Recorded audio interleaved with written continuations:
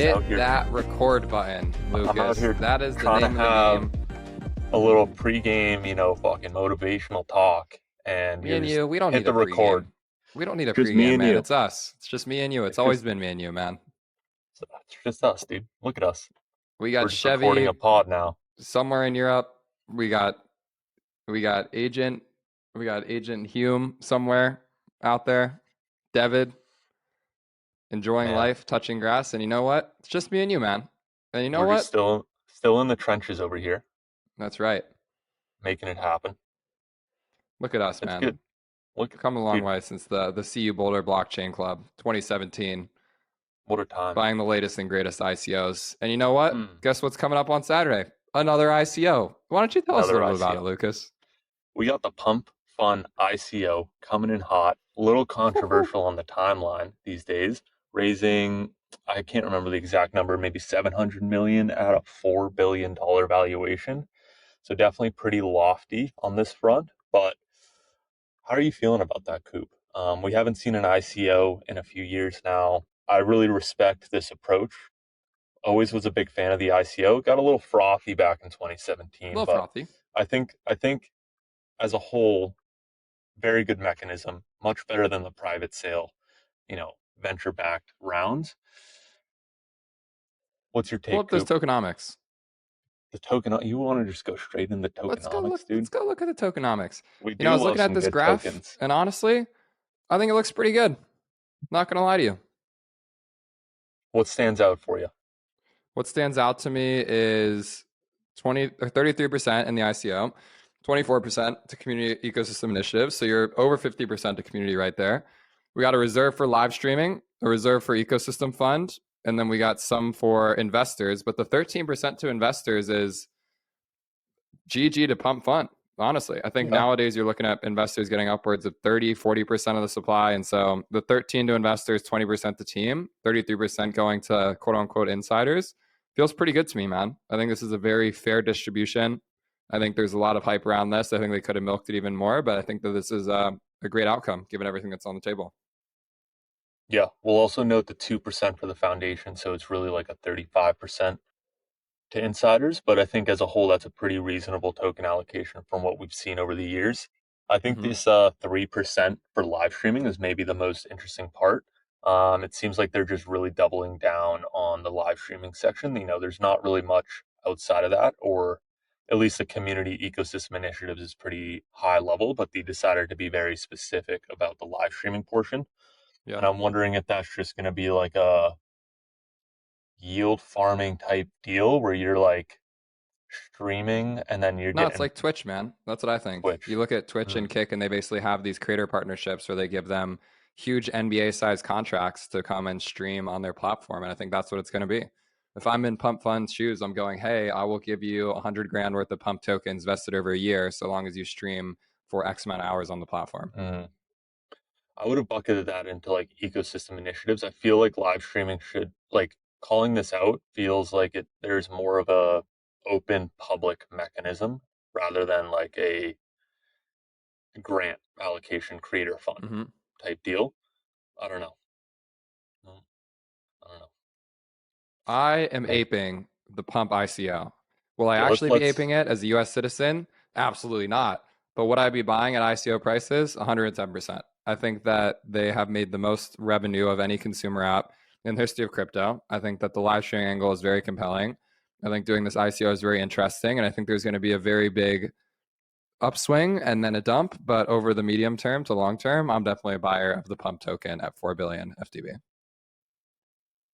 I think I'm also a hypothetical buyer again, US citizen, can't participate, but I think what's interesting is like a lot of the timeline is fading it, and usually when that happens, you really just take the opposite bet on that. Mm-hmm. And I think what's interesting is the only similar comparable in the sense of like revenue and scale is Hyperliquid, and it's trading at a $45 billion valuation. So we're over 10x higher. I don't know. I feel like it's worth the buy here and see what happens. That said, I think Pump Fun as a whole has definitely been a little bit more on the back burner in recent months, but we'll see how this token launch kind of affects that resurgence if it does at all. But I'd be taking the bet here. I'd be taking the bet for sure. It's definitely interesting to see all of the old exchanges come out of the woodwork for this Right. ICO. If you look at like the Yeah. partners, it definitely feels like a trip down memory lane in terms of the ICO playbook. Yeah. I think this is interesting. Yeah. No Coinbase though. Hate to see it. No Coinbase and no Binance, I believe, huh? Yeah. I guess no Binance either. And I think reading between the lines, you got to assume that that's basically Pump saying, I'm not giving you any tokens. It's my understanding that for definitely Binance and to my understanding, Coinbase, there has often been an implication of there being some tokens in exchange for doing like a launch pad or a sale on the site. And so Hmm. you got to wonder if Pump's basically just saying like, we're not giving anyone any fees. Like if you're listing Yeah. your ICO, you're basically getting volume on the token after the sale ends, and that's your incentive to do it.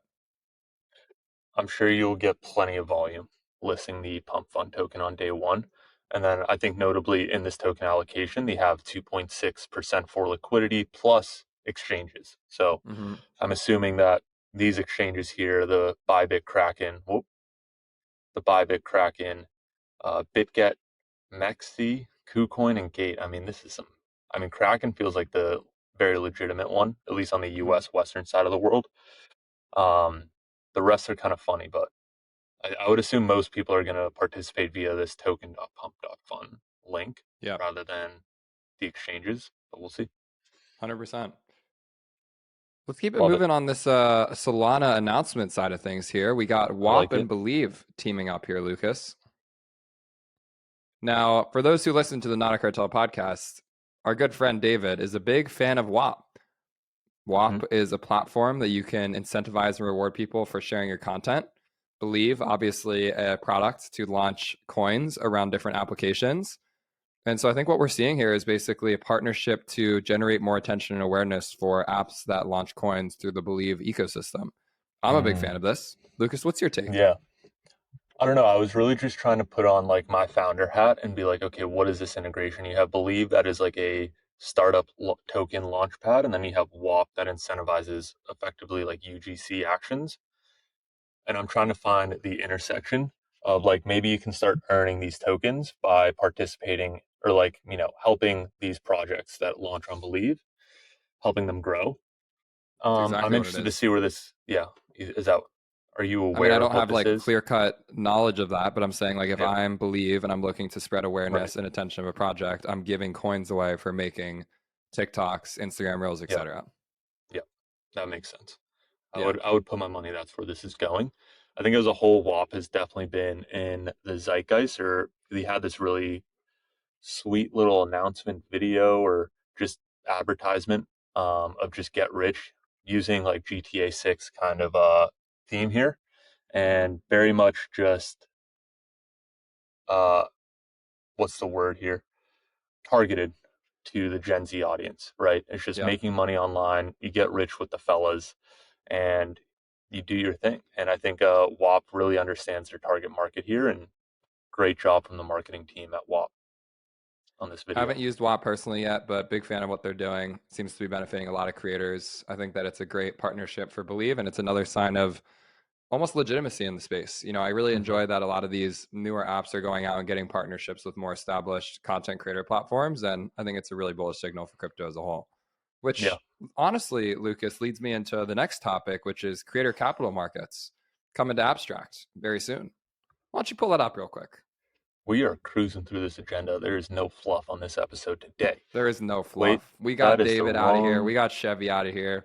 The fluff is gone. It's just Coop and Lukey going through one at a time, We're keeping having you on the edge of your technical seat. difficulties here. I put in the wrong link. Here we go. We got it. We got it coming. All right, Coop. What's going on here? We got Amigo Creator Capital Markets are coming to Abstract. What do we think this is? Creator coins? Yeah, 100%. Creator coins in some way, shape, or form. Cool brand. Curious to see what the dynamics look like here. And again, my biggest thought with all these platforms is what is your capacity to bring on compelling creators to your application? So if we look at Hmm. Amigo here, coming soon to Abstract, obviously we know that Abstract has been leaning in pretty heavily as well to the streaming side of things. Now that I think about it, I think that Abstract's big tagline early on was like, be a streamer and come on here. And let's look at these verified creators. We got Ansem, we got Brycent, we got Luca Nets, we got some crypto personalities here. Now, I'm just going to say what's on top of my mind here, man.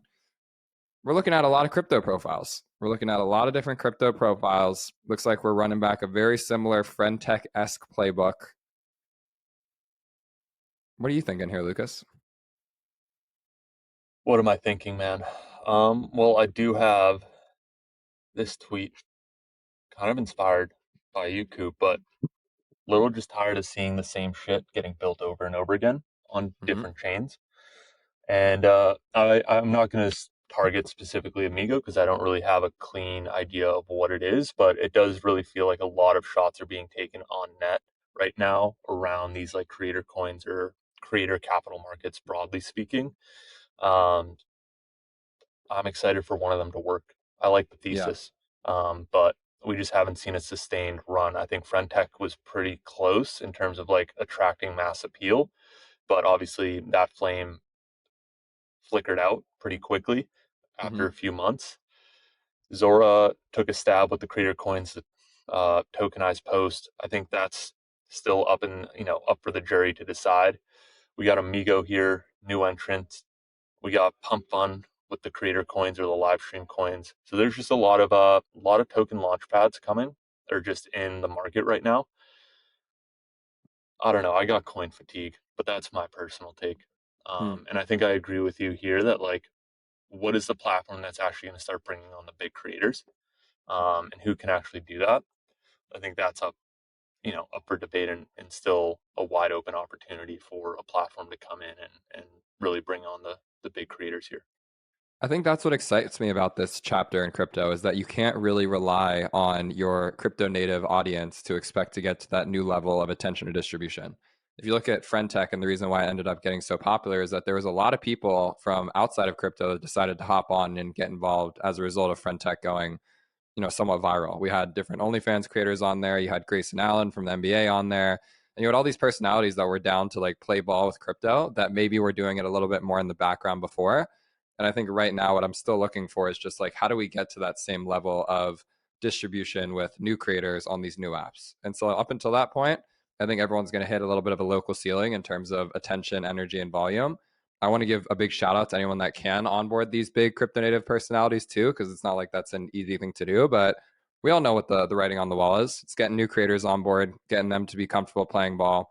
And one thing that we've been talking a lot about internally at Coop Records is almost the sports betting analogy here. I think one of the interesting things about sports betting is that you're betting on players, but the players aren't necessarily the ones that are creating the markets. They're almost just, there's a game that exists as a byproduct of them being in the NBA.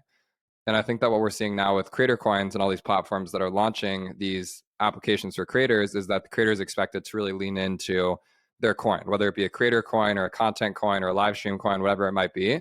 And something that I've been thinking a lot about is like, how do you actually create a little bit more separation between the players of this game and the creator itself so that the creator doesn't feel like they're getting as much heat from the holders to expect certain things and allow there to be a game that forms naturally around their personality, their content, their media, but in a way that doesn't make them feel so tied to it so that they can go on and live their life, do the thing that they naturally do. And the coin should, gradually follow that interest and energy on the back end. Yeah. I'm also still unsure on like what the value prop is for these massive creators to come on chain via like a coin, in the sense of it feels like a lot of risk. If you're a big creator today, you're already making money, you're kind of cashing in some capacity already from brand deals. And it feels like the risk reward of launching a coin, like, yeah, you might make, let's call it, in the most successful case, $1 million to $10 million or something, but you have that kind of exposure of going down 99%, that I just don't think a lot of creators are going to want, but maybe I'm wrong.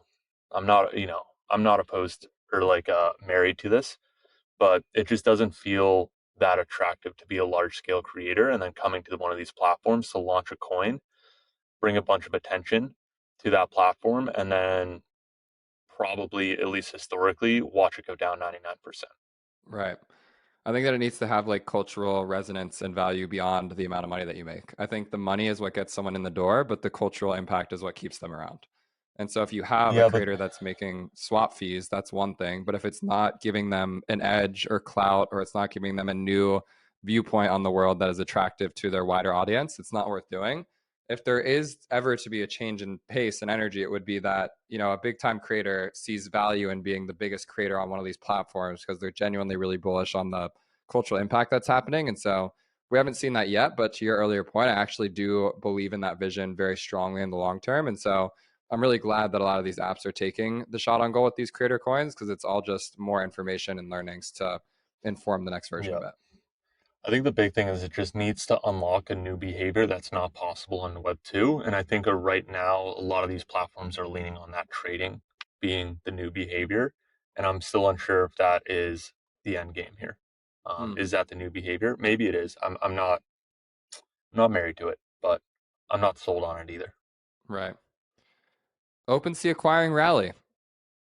We got OpenSea getting into the mobile game here. Rally, a very popular mobile wallet, recently announced an acquisition. OpenSea, historically a desktop first product, a computer first trading terminal, if you will, getting into the mobile game A computer first trading terminal. I like that.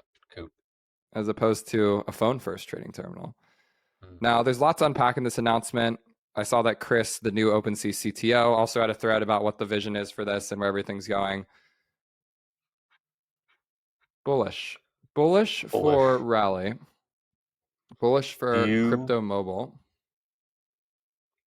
so the Rally team brings deep expertise in mobile and token trading to OpenSea.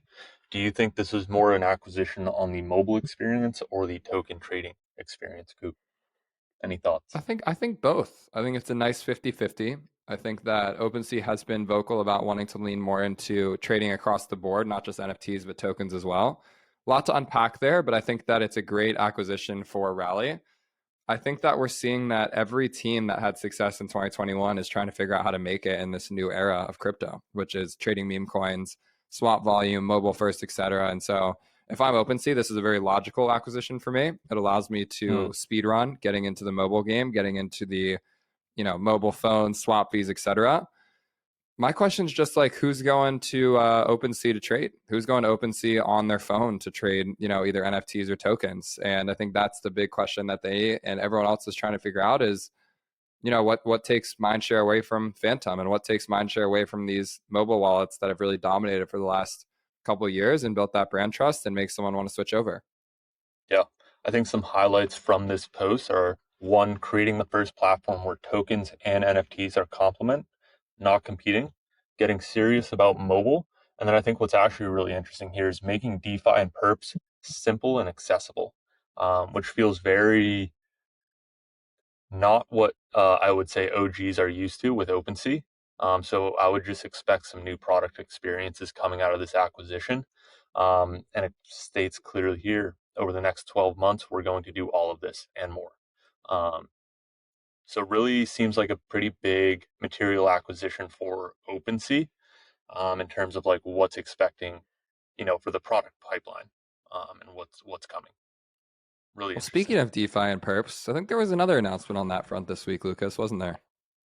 Big one. Big one. Phantom coming out with perps natively in the wallet, powered by Hyperliquid. You have 100 plus markets, up to 40x leverage, all in your pocket. Um, Phantom has definitely been one of the winners in 2024 and into 2025 in terms of getting a lot of attention to that wallet. And I think, as speaking personally, I definitely really enjoy the Phantom experience over other wallets. I think Rainbow's a pretty close competitor in terms of UX, but by far in terms of mindshare, Phantom is winning this race. And the integration of Hyperliquid and leveraging perps is is some wild stuff. Coop, what do you think about this? Are you trading perps on your Phantom wallet? What are you doing? Well, How are first of you all, let's feeling give a about shout this? out to this product announcement video, which is absolute dynamite. Whoever designed this and animated this, you're a legend. I want to hire you. Hit those DMs. I know you're listening to this right now. I I want to chat. I want to chat. I will personally not be trading leverage on Phantom, but it did cause me to go down the rabbit hole of looking into Phantom's revenue off of swap fees recently, and it's pretty insane. I don't know if you have that Dune dashboard handy, Lucas, but I think it's worth pulling up for a second here. Coop, are we dialed in or are we dialed in? Oh, Look me at and this. you are always dialed in, brother. Don't you worry. Now look at those fees. And obviously the important thing to call out here is that the fees are extremely heavily driven by Solana, which was just jarring to me to see. But we're talking $5 million in fees on a daily basis for Phantom here. Weekly. On a weekly basis here. Yeah. And this That's is still a lot. Extremely impressive. I think perps are just going to add to that in a major way. I'm a big Hyperliquid bull. I recently rotated a lot of my soul into Hype and just kind of letting that ride. So I think it's very bullish for Hyperliquid. If you don't mind kicking it over to me for a second, I have a good tweet that I would like to share on this topic. All you, Coop. So we got Mary here.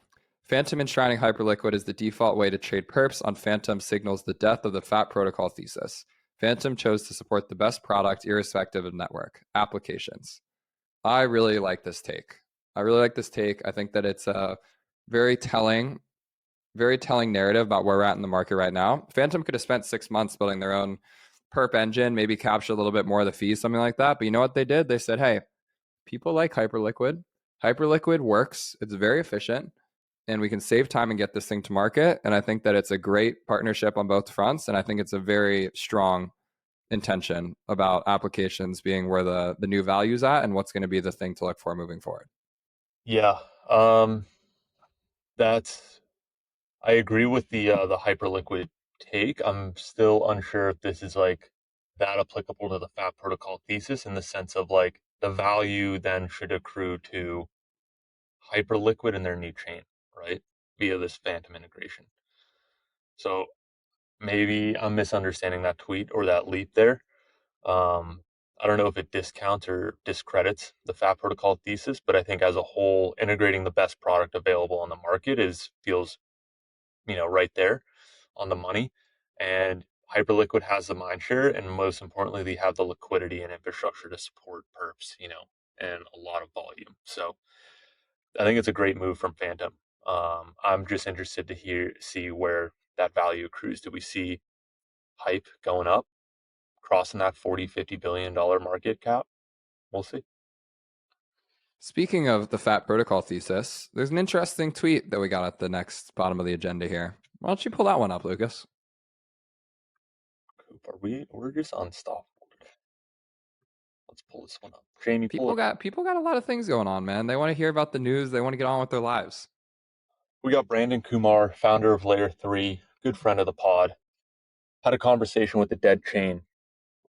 Here's what it is. Raised $25 million on a $250 million post-money valuation, then another $75 million at a $750 million post. That's $100 million raised, okay?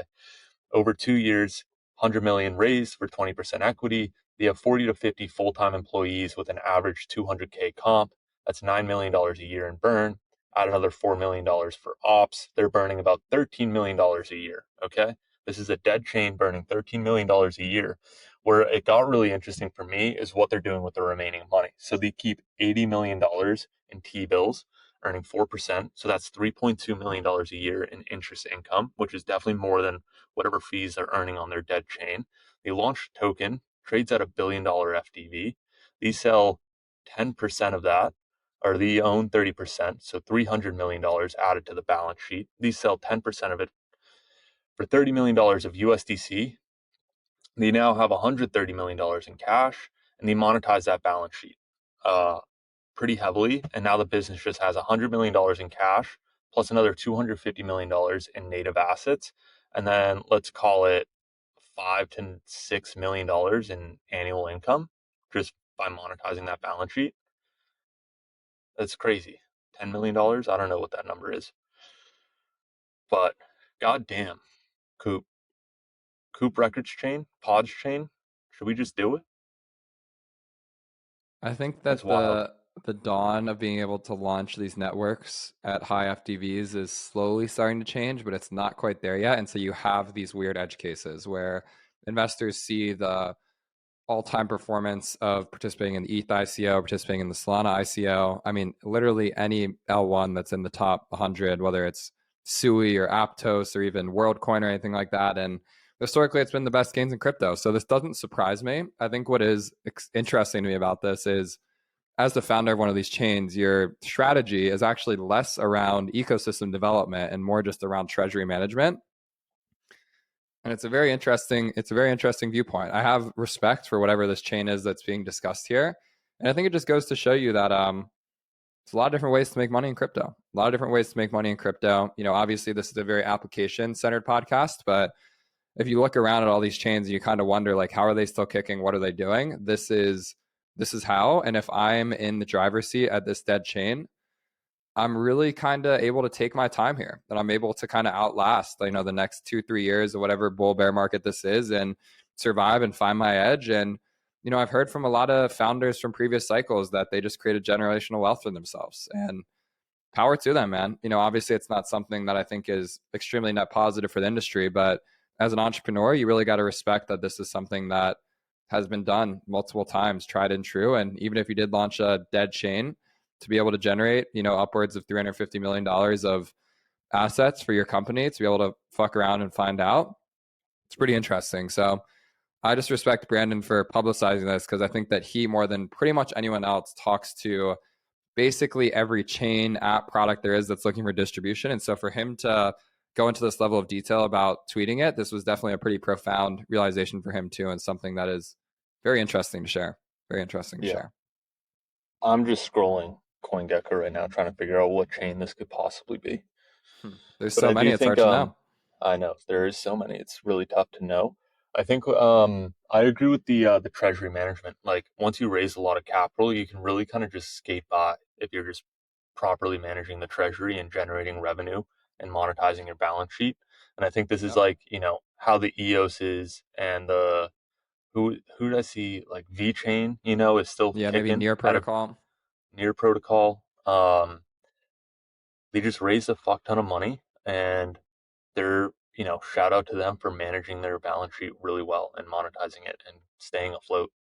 I do think that money could probably be spent better trying to drive growth to the ecosystem, but they probably tried that and have failed, and they're probably just like trying to skate by for a while. I don't know. But we're still kicking over here, Lucas. Don't sleep on the boys. Don't sleep on the app layer. Don't sleep on consumer. Don't sleep on coins.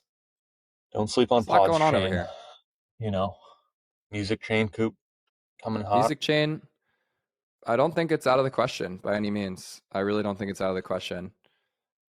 There's going to be a big... go ahead.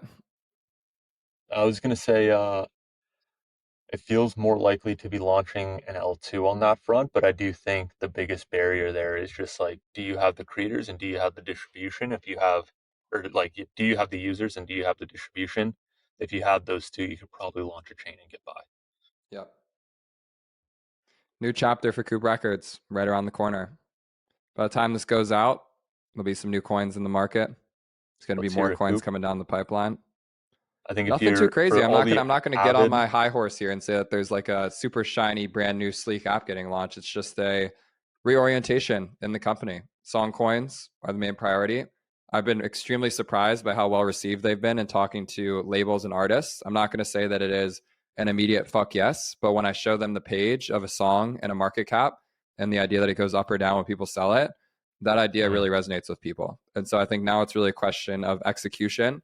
It's a question of rights management and clearances. It's a question of utility and value accrual, all the same things that we've ever thought about here. But I feel like we're entering a new chapter specifically for on-chain music. I think that everyone who has known me in my crypto music experience has always thought of me as the music NFT guy. And that's been like people's entire knowledge of music and crypto in the first place. And so getting to this point where it is more market cap centric, we can give away these coins as incentives for pre-saves on Spotify, listening to music, making videos. We talked earlier about the Believe in Whop integration. Think about that same playbook for music. You go to a concert, you listen to music, you pre-save something, you make some videos, you earn some coins, you send them to your friends. I'm excited. I'm feeling very inspired. What I will say that's been really promising to me is that there's been a good amount of inbound interest from people who have just been seeing what we're doing. They're coming out of the woodwork. They're tapping in, checking in, taking a pulse on things, and I'm feeling bullish. I'm feeling bullish. I'm fired up for you, Coop. I think yeah, the dark horse for you guys is having that liquid token that you can start to reward specific actions with. Um, I still think the demand side is the equation that you guys are going to have to solve, but you're solving that equation on the NFT side regardless anyway. So I don't think it's really any different at the end of the day. But you do kind of have that liquid cash that you can start rewarding people for listening to that song or pre-saving it or going to the concert or anything like that, which I think is yeah, really bullish for you guys as a whole and gives you a lot more opportunity and optionality on what you guys want to be doing. So let's see I'm what excited for happens. you. Let's see what Let's see what happens. happens, dude. We've got a big what did you say? CBTBA announcement coming next week.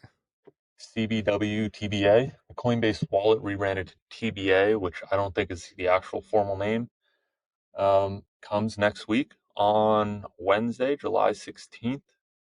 Right here It in should be sunny Los exciting. Angeles, California, right Yeah, down the street in Hollywood. Base doing a yeah. big announcement day. There is a high percent chance that Mr. Koopa Troopa will be spinning on the rooftop at the closing party. So let's see what happens. But on-chain summer's here, baby. And it's happening right Yep. here in the neck of the woods that Coop's in.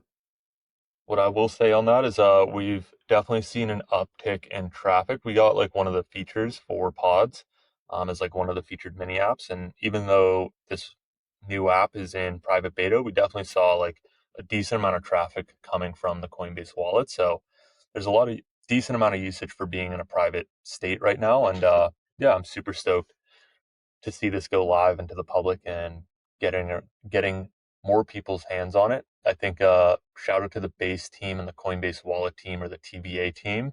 I've just been seeing a lot of improvements over the past few weeks and months since I've had private beta access and just been testing around with it. They have DMs now. They have a really good homepage now, which I think was my biggest critique.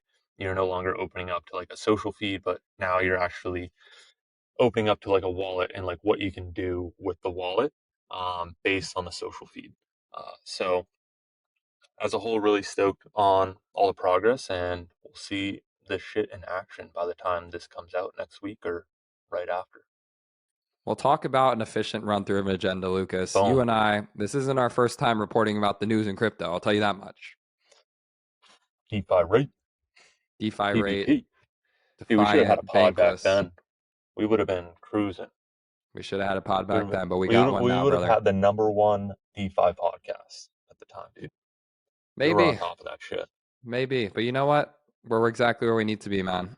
And I'm glad we Yeah, got we to do are. this one. Shout out to our fallen brothers, Chevy, David. They'll be back before you know it. Take us home, Lucas. Take us home. Well, thank you so much to listening to the Coop and Lukey special, Not A Cartel special. If you're still listening, you can support this episode directly at pods.media/Not A Cartel, where every episode is on chain, on base. Find it in the TBA app in a wallet near you. That's a Next wrap. week. Next week. We'll see you guys soon. Love Peace. it. Peace.